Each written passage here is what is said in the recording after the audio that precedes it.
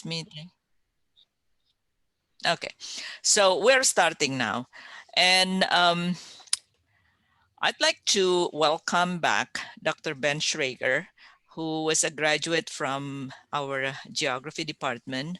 It's been 2 years or 1 year, maybe 1.5 years since Ben left Manoa to go back to Japan because he did his research in Japan, in Miyazaki, and then wrote his dissertation back in Manoa. And then as soon as he finished his dissertation and graduate, received another job at the Kyoto University. And so that's where Ben is now.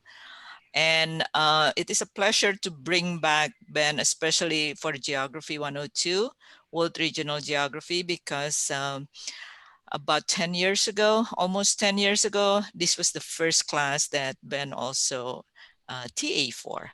And then afterwards, he also has taught as an instructor for Geography 102. So the class has a special connection with Ben. I'll leave it there so Ben can introduce yourself. Feel free to take it from here. Okay, great. Yeah, I should also add, I taught Geography 352 for a while, and I know there are some Geography 352 students here, so it's very special to be reconnecting with these two courses and great instructors, Krishna and Joni. So I think I'll start off here by sharing my screen, and we can just make sure that this is looking good. So today I'm going to be talking about the geography of chicken meat in Japan for about a half hour, and then we should have time, as Krishna said, for some questions and discussion afterwards. So about me, I'm originally from Olympia, Washington, and I did my undergrad in Grinnell College. And there I kind of got interested in corn and agriculture. And for my master's at University of Hawaii at Manoa, I wrote about the seed corn industry. And then for the PhD, as Krishna was explaining, I did research on chicken meat in Japan. And she's been my advisor for both my master's and my PhD, and is a big influence on me. And now I'm currently at Kyoto University. And you know, when we were talking before this, Krishna was saying I should explain how I got to Japan. So I guess I can give a little bit of just brief background. When I was in 6th grade, I lived in Japan for 4 months with my family, and that is what got me interested in Japan. And then got back there on different times with different opportunities for study abroad, research, English teaching. And I was really, glad to be able to have my PhD research be on this topic. So an overview of the presentation, I'm going to start off with some of the background of samurai farmers, and then get into the key innovations that drove industrialization. And then I'll talk about broiler chickens and kind of like the condition of chicken meat in Japan. And then at the end, I'll talk about jidori, which I expect some of you have seen on restaurant menus around Hawaii. Before I jump into the presentation, though, I think it's good to touch on how geography connects with chicken meat. So geography examines the relationship between society and nature, kind of generally. And so we can look at how the coordination of chicken meat, production, consumption, distribution, it requires this extensive coordination of environmental and economic resources. And so it's not just about maps. I have a few maps in this presentation, but it's also geography is great for understanding connections between places and the processes that shape this change. And that in this presentation, we'll be looking at the role of industrialization. So before I get into the chicken business, I think it's useful to think about, like, why did people in so many societies around the world have chickens? Um, and you know, chickens historically weren't about making money. They were used for entertainment, divining, so that's fortune telling. And they were used as like alarm clocks and as a companion species as well. Turning to Japan, chickens appear in the oldest known text, which is called the Kojiki and has some of the foundational myths of creation in Japanese. And it's also featured in artwork by prominent artists such as Ito Jakju. This is a picture of his. Then I want to share a few other pictures of, these are both woodblock prints. So this is a 1860 woodblock print. You can see just the attention to detail, that chickens are not being portrayed as like,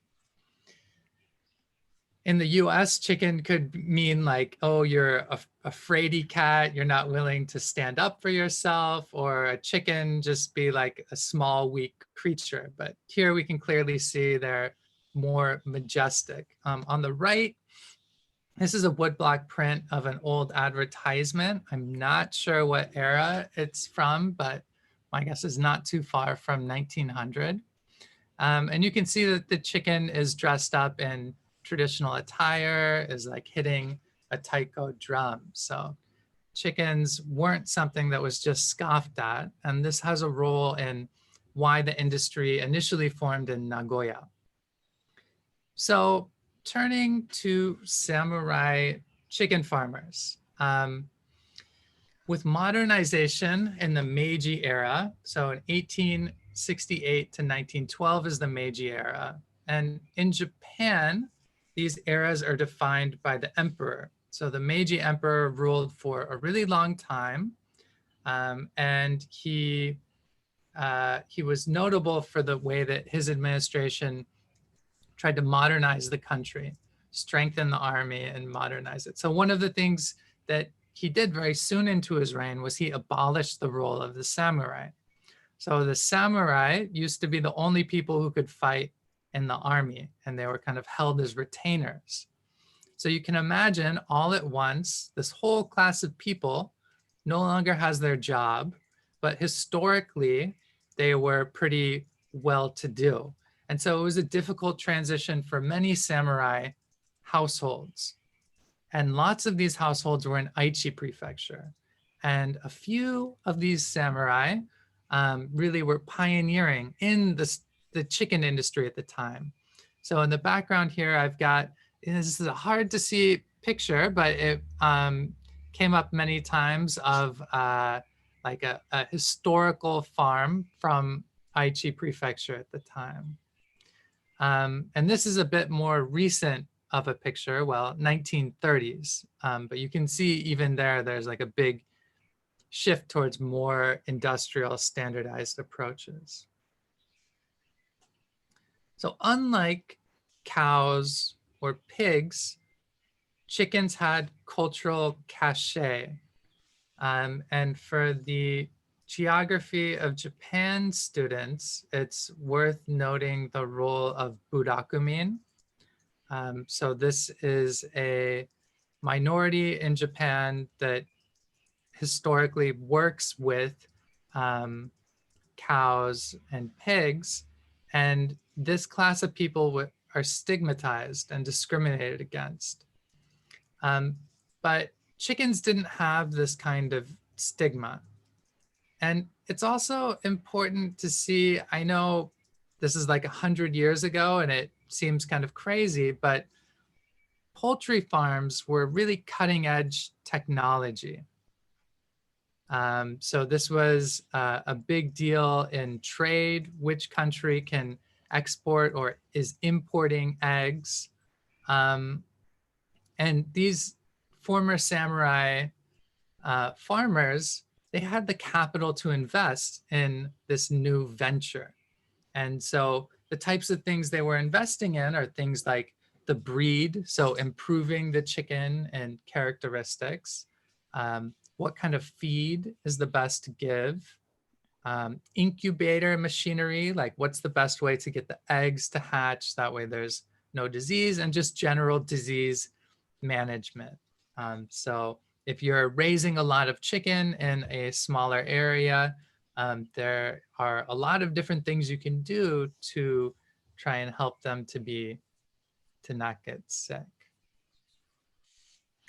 But I just need to put this disclaimer in here, like not all chicken farmers were former samurai and not all former samurai were chicken farmers. This is a very small part of the overall picture, but it's really interesting because you can see how the industry really formed around this one group that shows the historical development in Japan.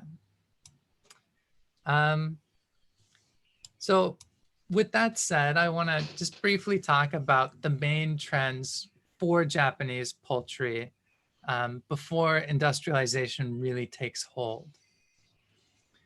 So before 1925, chickens were seen, they were promoted as a side job.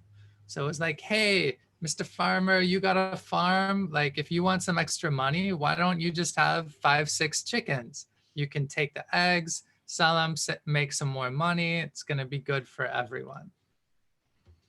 And then after 1925, Japan starts to promote more industrial ways of raising chickens.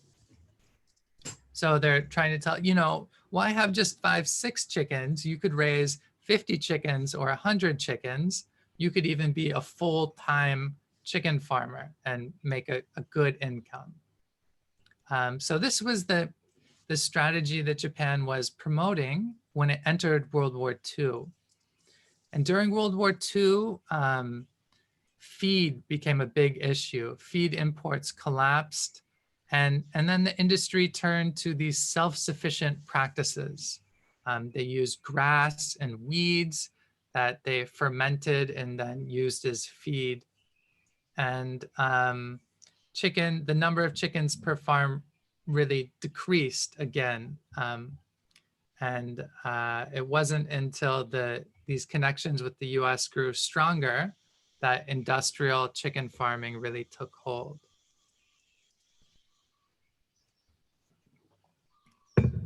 So now I want to talk a little bit about this transition from what it means to move from a self-sufficient farm to an industrial farm.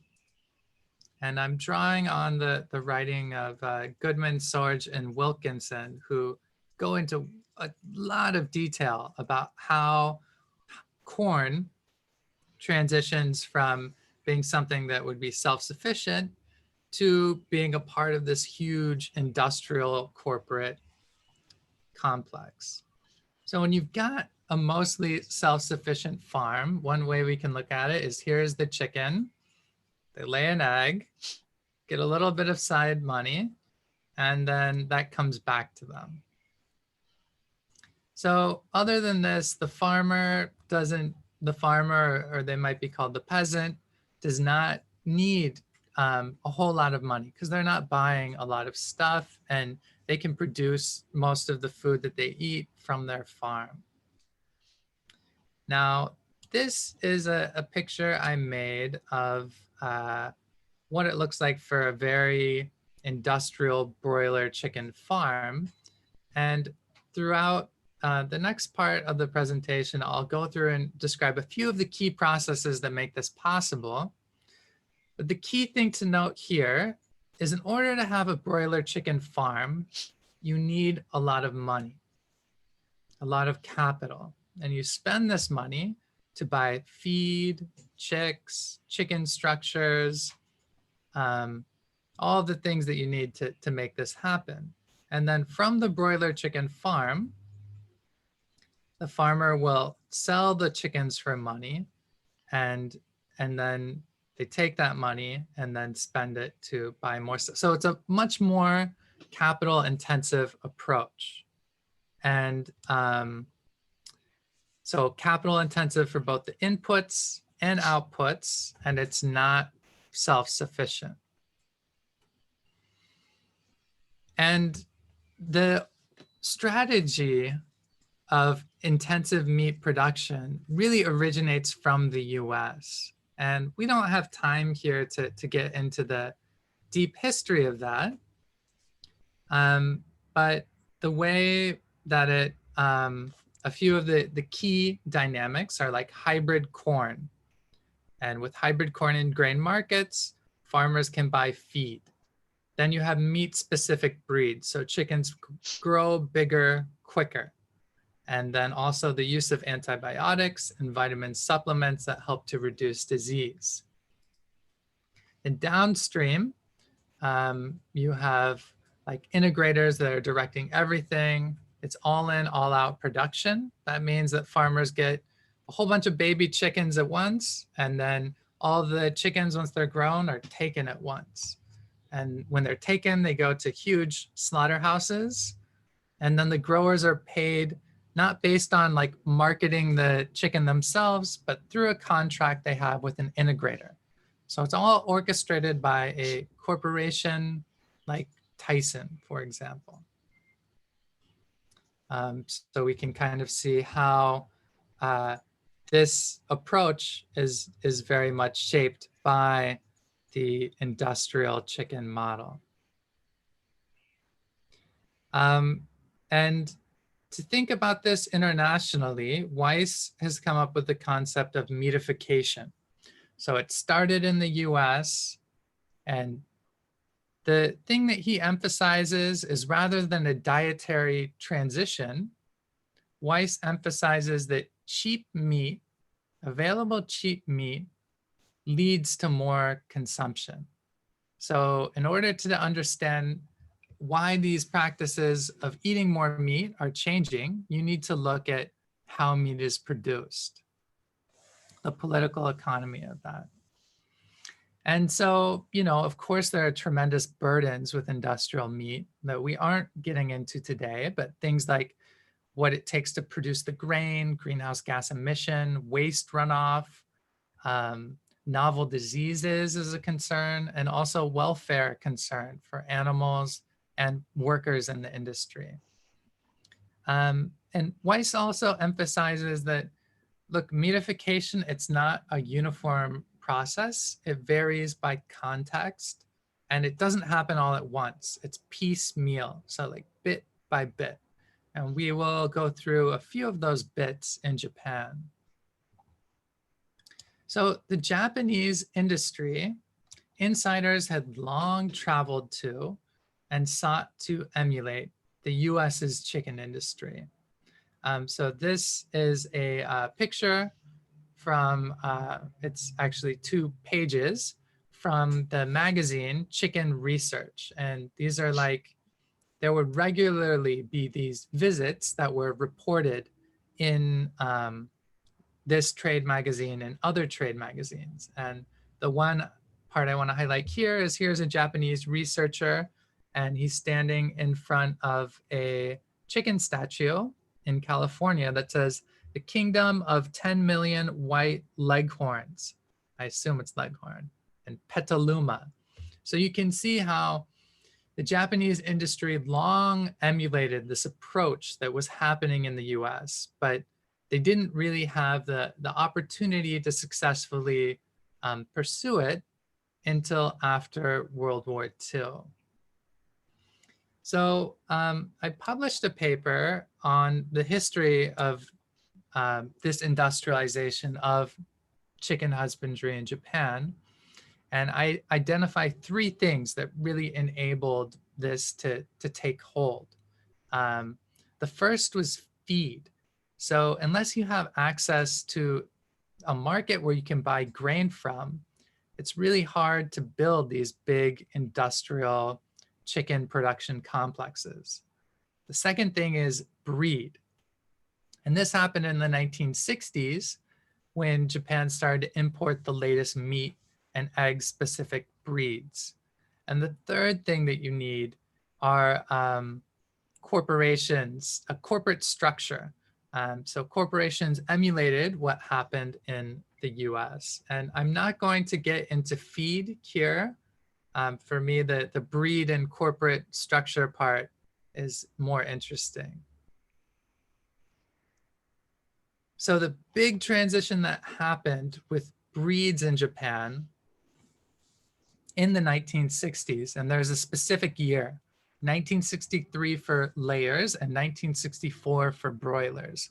And when I spoke to people who lived through this history, they cited these dates without fail. So there was a very specific time in Miyazaki Prefecture anyways, when these breeds kind of took over the country. So what happened is you used to have a lot of small scale hatcheries. So this is an example of an advertisement for that. And here it says like great meat, lots of eggs, lots of laying. And so these hatcheries would have long-term relationships with growers, and they didn't really have as much egg or meat specific breeds. But by 1963, 1964, there was all of a sudden this dramatic shift to either broilers, so that's meat chickens, or layers, egg chicken. And this is because the science of breed improvement had gotten to the point where they were just much more efficient. And with this, the Japanese hatcheries either went out of business or they entered into contracts with Western corporations. So this is a picture of an ad from 1975 by Schrager. And you can see these are all the different Japanese hatcheries. So instead of creating their own ads, they're now a part of a bigger corporate structure. And this meant that growers had to pay more to get access to those superior breeds. And it also meant that chickens were produced much quicker and got much bigger. So in 1960, it took 70 days to produce a 1.1 kilogram chicken. But by 2005, it only took 50 days to produce a 2.8 kilogram chicken. And the number of days continues to decrease, and the size of the chicken increases as well. One of the things I don't get into as much in this talk is that also the farms got increasingly huge. And the reason why this happened is because of the corporate structures, which is also adapted from the US. So for the chicken industry, these corporations are often called integrators, and that means that they coordinate different parts of production. So they make sure that the feed gets processed, delivered to the farm, the chicks get to the farm, the grower raises it, and they take it. They take the fully raised chickens, deliver them to the slaughterhouse.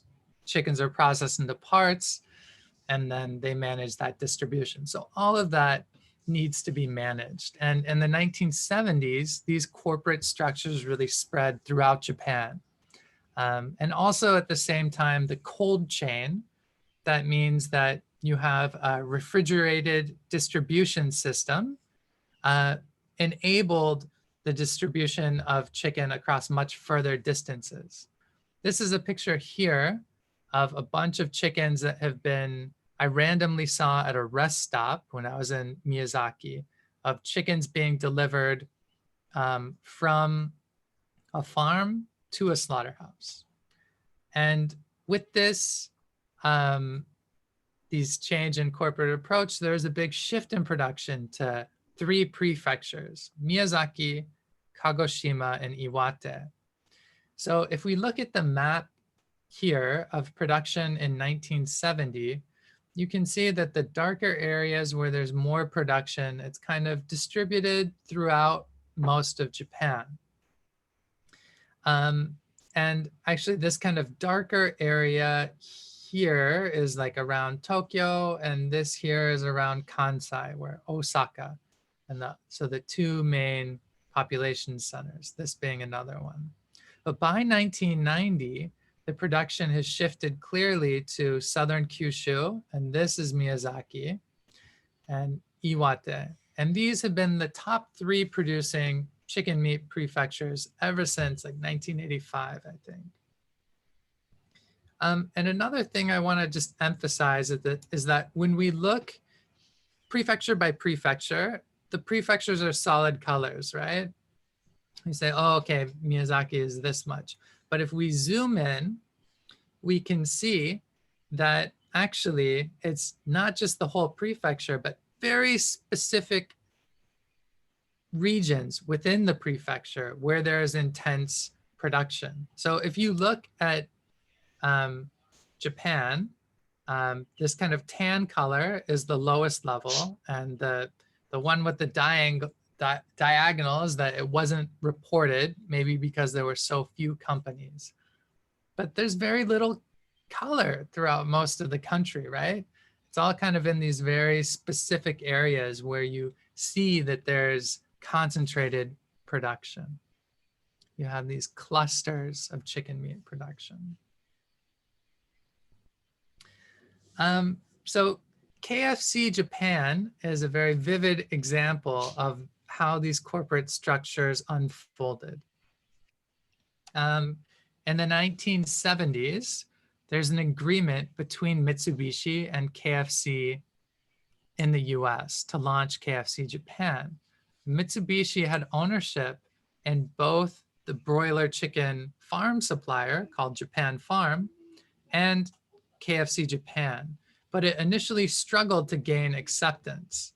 So this is a picture of one of the franchises that did not go well. And they tried to locate them in like suburban areas and have kind of drive-in parking stuff. So you can see this almost, you could have reflects what you would see in the US. And that model did not work well.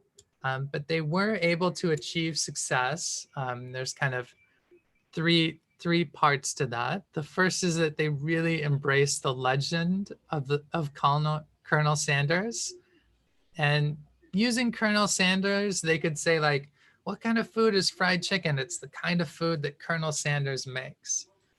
And they also established this trademark Japan KFC Christmas campaign. So very commonly in Japan, people will get chicken for Christmas. And this was a result of a successful campaign by KFC launched in the 70s. And they have special Christmas barrels that it's like $50 or $60 to get. And they get a lot of their sales at this time of the year. And in 2014, they shifted to 100% domestic meat after a chicken McNugget scandal involving a Chinese factory. So this picture here kind of combines all of these 3 points of success. You've got Colonel Sanders' statue in a Santa outfit, and he's holding a sign that says 100% domestic chicken meat. Okay, so chicken meat in Japan today. Japanese eat more animal meat than fish meat as of 2010, and more chicken meat than any other kind of meat. So in 1965, it was about 2 kilograms per year. In 1990, 9 kilograms.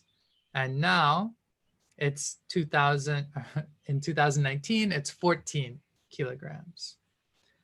But you know, we also see this shift where with concern over cheap chicken meat, new categories of higher quality chicken meat gain prominence. So I'm going to talk briefly at the end here about jidori. So the G comes from this word, this character, which means place. And this character is also in the Japanese word for geography, which is pronounced chiri or chirigaku. And then the dori comes from chicken. So jidori, the meaning of it is like a place chicken or a regional chicken or a chicken from a place. So there are 4 major categories of chicken meat in Japan. There's imported chicken meat, generic domestic chicken meat, branded domestic chicken, and jidori. And we can kind of see these moving along a continuum. With the imported chicken, people have higher anxiety about it, but it's cheaper. And then for the jidori, people tend to trust it more, but it's also more expensive. So when we break this down by how much is produced by each one, this is kind of rough figures, but I think it's still very close to accurate. Basically, a third of all chicken is imported. A third is this generic domestic category, and a third is branded. So that means usually they just tweak the feed a little bit, but then they'll have really cute branding, like it's a princess cherry blossom chicken or something. And then jidori is only 1%. So it's a very small part of overall chicken production and consumption, but it's plays a very prominent role in traditional and local food. So it was introduced as a standard in 1999.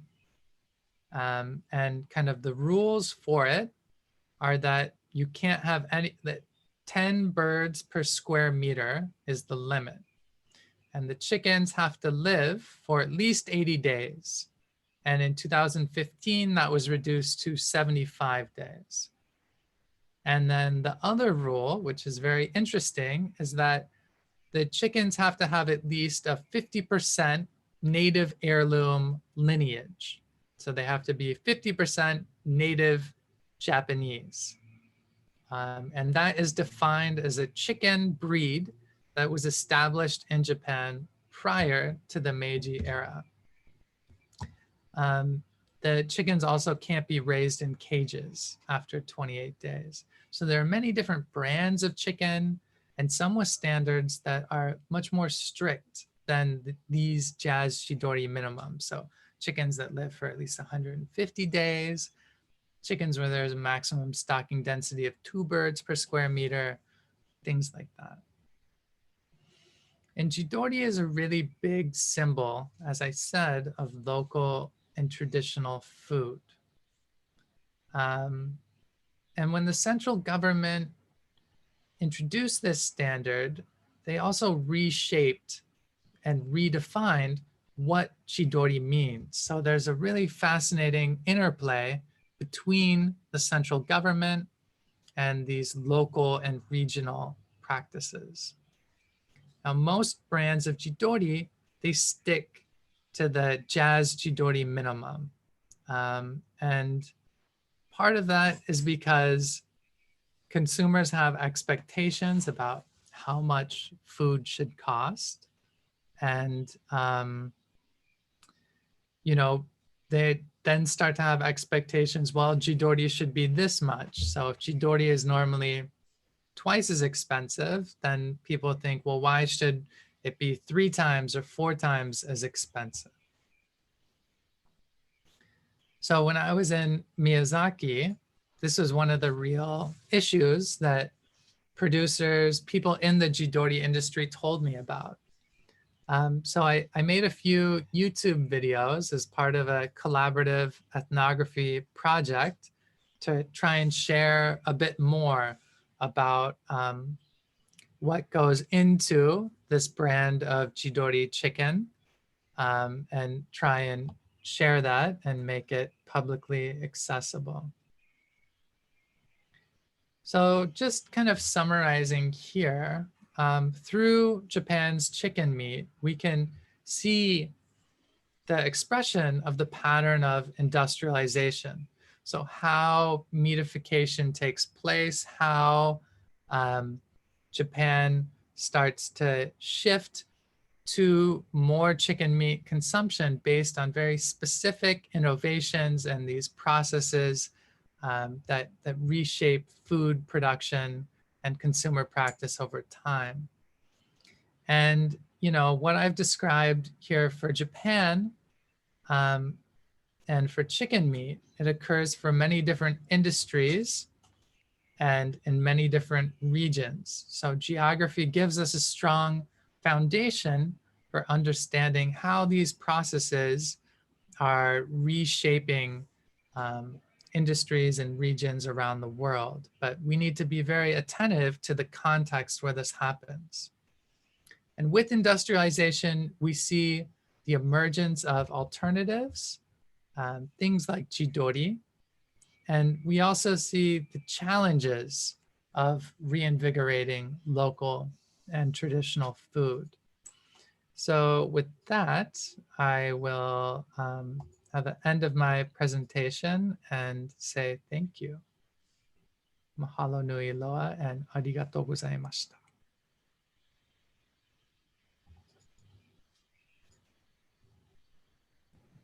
Well, thank you very much, Ben. I think there are a few questions already streaming into the Q&A box. So just a reminder again for the students, especially students 102, you do get the more credit points if you ask sort of like interesting questions. Take advantage of our guest speaker here. And Megan, would you like to start moderating the question and answer? Sure, yeah. So we have a couple of questions that are focused on how the chickens are raised and how that affects their meat. So that was one student's question. Another asked about jidori chicken and how it tastes compared to others. So I guess you can talk a little bit about that. Yeah, sure. So I guess we can start by thinking like historically, before there's broiler chickens, chickens were usually pretty tough, right? And they were typically eaten in soups and stuff to get them to be softer. And these kind of young male chickens that weren't really tough were considered very expensive. And in the US, there was like put a chicken in every pot because chickens were really seen as a delicacy. So the way that chickens are raised has a big impact on their taste. And broiler chickens, the characteristics of them are that they're like soft. That can be described as juicy, and that there isn't a distinctive flavor. So one of the issues is that everyone's really used to this chicken now, right? So like when it was first introduced in Japan, it was kind of interesting to read these old trade journal articles where people are saying, no one's gonna eat this chicken. It's too watery. It doesn't have the taste people are used to. No one will like it. But over time, right, because it's cheaper, it's really kind of taken over. So now, we come back to this question of like, well, how does jidori chicken taste? And I'm sure it must taste better. And it tastes different. And I really like the taste of Miyazaki Chitoko. You know, the way that the people describe it is that like the fat tastes good. So that's a big indication of if something is considered high quality chicken would be like the fat is tasty. And then there's also, instead of just being soft, there's more of a texture to the meat. But chicken is really subtle, and people don't really spend too much time thinking about the texture and taste of chicken. And you know, if we look at the kind of chicken that's used for like buffalo wings or chicken nuggets or you know, KFC, it's all about making sure that there's not really any taste. And so you just kind of want this generic flavor. So one of the interesting things in my research was that people in the jidori business would be like, you know, you shouldn't use, or people from Miyazaki Chitoko, they say you shouldn't use chidori for fried chicken, or chicken namban was the big one. That's a regional dish from Miyazaki. You shouldn't use chidori like that. It's a waste. And anyways, we're more used to this industrial chicken for this like really sweet, fatty dish. So we should use it that way. Thank you. That's really interesting. So one of the things that we talked about when Cedar visited our class was the impact of the Green Revolution, in particular on farmers in India. And so we have a couple of questions here about how the effects of this corporate structure kind of chicken raising how that has affected farmers. Yeah. So I didn't include charts of like the number of farmers, but it's really extreme, right? Like you had a lot of farmers and now it's like, you know, very little. And then for how many chickens they'd have per farm, it was like down here and now it's like up here.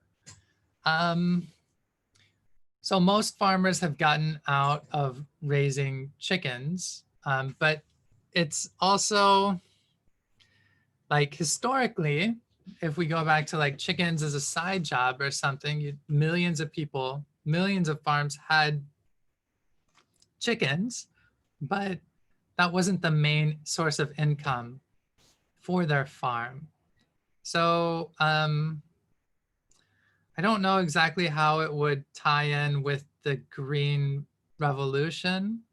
And because what people used in Japan, it would be like grains imported from the US. And then it would be, you know, these kind of corporate livestock arrangements that were like relying on corporate connections with the US. And then in Japan, you know, corporations like Mitsubishi or other ones like that kind of shaping the conditions for growers. And, you know, I think one of the important things to understand is that these are not your like idyllic farms, right? I've met with people who are basically like, you know, in remote parts of Japan where there's not many economic opportunity, and they're kind of like a big employer for the region. They're managing multi-million-dollar arrangements of like where to invest stuff, where to hire people. And so it's not like, you know, using the word farmer even is like a little bit tricky to describe these broiler businesses, which is basically what a growing operation boils down to these days. And of course, Japan has really big issues with like rural depopulation, declining farm base, declining population overall. So it's interesting to see how chicken farms fit into that, but there's just this huge trend towards larger scale, and the number of farms is decreasing. Great, thank you. And as a bit of a follow-up to that, we have a student who asked about your podcast interview with Tony Vega, mentioning the use of foreign workers on chicken farms.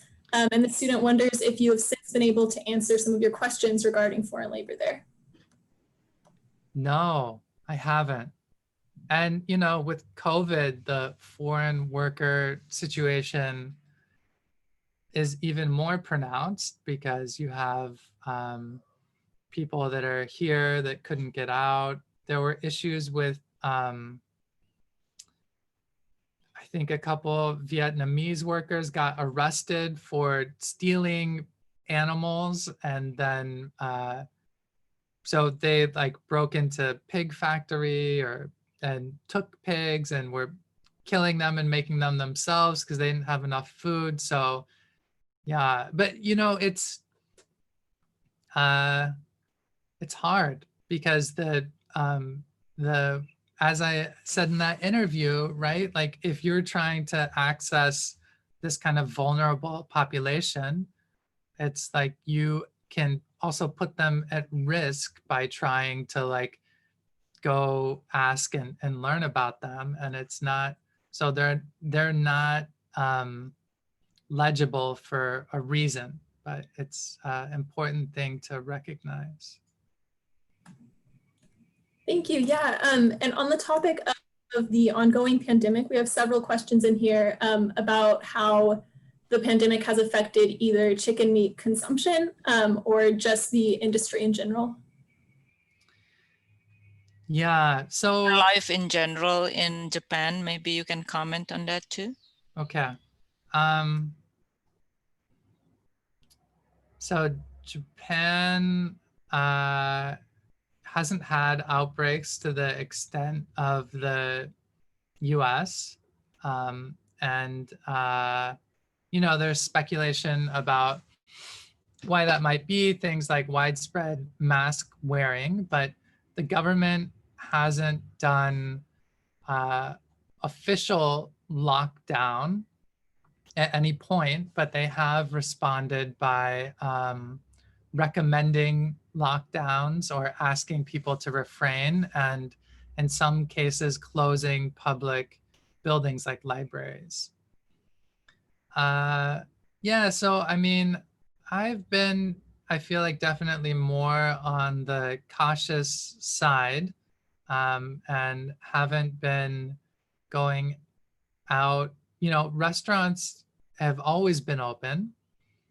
And I still, even as Japan hits like record numbers, which like, right, a record number for Japan is like 2,500 cases. Even as that's happening, you still have like Starbucks are packed and stuff. And I'm planning to research some about COVID's impact on food systems. And the big impact that I see is on retail, because retail is the key way that people interact around food. So people have really modified their behavior to maybe not go to restaurants. So connecting this back with chicken, you know, there haven't been instances that have been reported anyways of like big outbreaks at chicken processing factories. Like that was a big deal in the US of workers at these factories being put in unsafe conditions. And actually demand from supermarkets has increased, and demands for delivery services have increased. So for typical chicken meat operations, broilers, they've probably seen increase in demand, or things are pretty much the same. And for most agricultural producers in Japan, that's kind of the way it works. Like things are pretty much the same. But if people are targeting tourist industries or these very expensive industries, then it's a different story. And so actually jidori is especially vulnerable to the impacts of COVID because less people are eating out at fancy restaurants and there are less tourists that kind of drive demand for this premium chicken meat. Thank you. Yeah, and then we have a couple of questions. So you had mentioned that these chicken farms aren't ideal farms. So one of those questions is how you would describe an ideal farm. And then as kind of a follow-up to that, it looks like a lot of the students are interested in the kind of humanity or humaneness of these chicken farms. So if you could talk about that a bit. Yeah. Right. If I had a magic wand to wave, how would every chicken farm look? I think that's a fun question. I mean, like, right, ideally, it would be just many fewer chickens. And I'm partial to how Miyazaki Chitoko farmers raise their chickens. I mean, it's just like smaller flocks, like a flock of maybe 1,000 birds and more area for the birds to have. And I think from a disease standpoint, that has some big benefits. But yeah, I mean, it's tricky. Like, what are the things that we should be looking for or policies to try to support for industrial farming? I mean, I think cages are, they make me cringe. I don't think that raising chickens in cages, and typically that still happens for egg farms in Japan. So the laying hens are all in these cages where you have like 4 or 6 birds in it for their whole life. And then the broiler chickens, I had a picture in my presentation, but it's just kind of like all spread out. By the time the chickens are full grown, it's pretty crowded. And I'm not, yeah, I mean, the animal welfare question is, it's a tricky one. There's a phrase in that many growers use, which is like the survival rate. So like how many chickens that you get as chicks will make it to be fully grown. And, you know, they aim for something like 95%. So, you know, a number of chickens are just going to die before they even make it to being fully grown. And so when people are doing work in chicken structures, it's kind of like they go around and look for the chickens that have died and then take them out. And, you know, that kind of stuff is sad. But, right, the chicken industry is about taking billions of chicken lives a year and turning it into meat. So there's a real inherent violence to it that's unavoidable.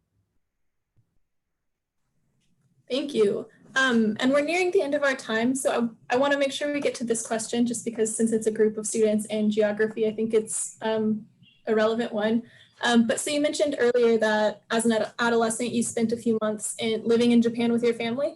And so I was wondering if you could talk about what opportunities you've had and taken advantage of in order to go back there during your research process and then to get back there today. Yeah, I mean, I think that it was a very formative experience for me because, you know, when you're 12 years old, you're pretty impressionable, and going from Olympia, Washington to Kobe, Japan was like a big shock. And I was fortunate that my parents put me in a public school. So like I couldn't communicate with people, but I was you know, there was a lot of exchange and playing and fighting that went on. So I think I just kind of kept that experience with me and pursued different opportunities for getting back to Japan, like I said. And I would say, you know, like I studied abroad when I was in university. And then after I graduated, I taught for a year over there. I would say though that my research is very much informed by this kind of like uh, understanding of Japan through lived experience of like everyday stuff. And like I know a lot of people end up going to Japan because they're like really interested in like manga or anime culture or some of, you know, J-pop, some of these things. And it always seemed kind of a little bit weird to me because my experience in Japan wasn't anything like that. So I guess maybe part of me studying chicken is like connecting this everyday part of Japan that a lot of people don't really see or think about with yeah, with my research. Thank you. Well, thank you, Ben. That is really a whirlwind tour, not just on the chicken industry, but also just like your impression about the region, about Japan, your life experience. Thank you so much. I know that this was going to what we expect from you, knowing you. And it's great to see a more polished presentation from you, that you have had a lot of time to reflect about like why this is an interesting subject and this is something worth studying in geography. So thanks again. There are a lot of other questions, very interesting questions that unfortunately we're running out of time. One I want to ask though, because just curious, how did your research on chicken change the way that what was this? The question was, let me read it out just to do justice. How has your research impacted your views or experience with chicken? Has it changed because you see that they're the way that they're raised, that you see the cultural significance, do you still eat chicken? Do you still Yeah, view them as meat? I mean, like for the eating part, I'll answer first. Like, yeah, I still eat chicken. I mean, like it's uh, cheap, healthy protein. But for a while when I was doing my research, I was going through these like phases of like, oh, I can't eat chicken. This just makes me feel so gross. Like, how could I do that? But I do have more appreciation for the subtleties of flavor, and I order chicken from Miyazaki, from a farmer I know there, and it's so much better. You know, part of it is that personal connection, but I do feel like it tastes a lot better.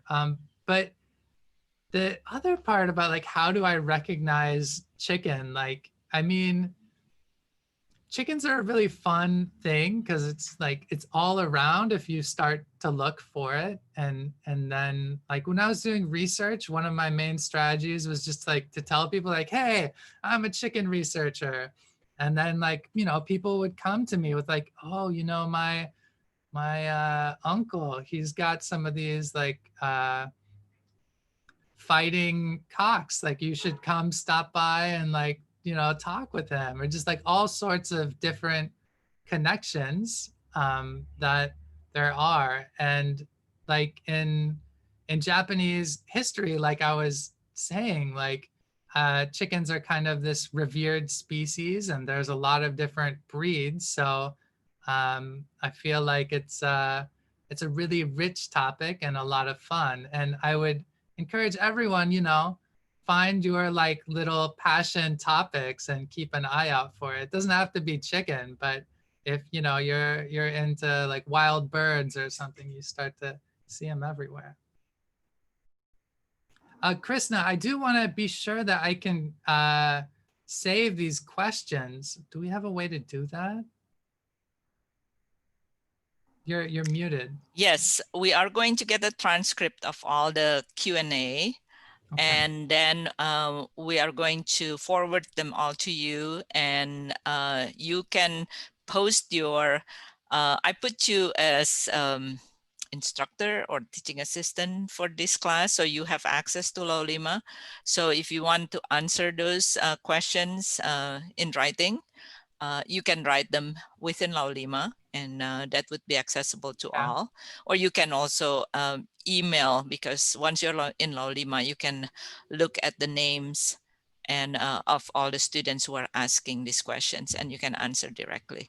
And the same goes to the students. If you think up of other questions that you would want to ask Dr. Schrager, he is available also in Laulima. So just kind of like use that as a way of communicating. You can email directly. Great. Thank you so much. This is a lot of fun. And I'm going to stop the recording.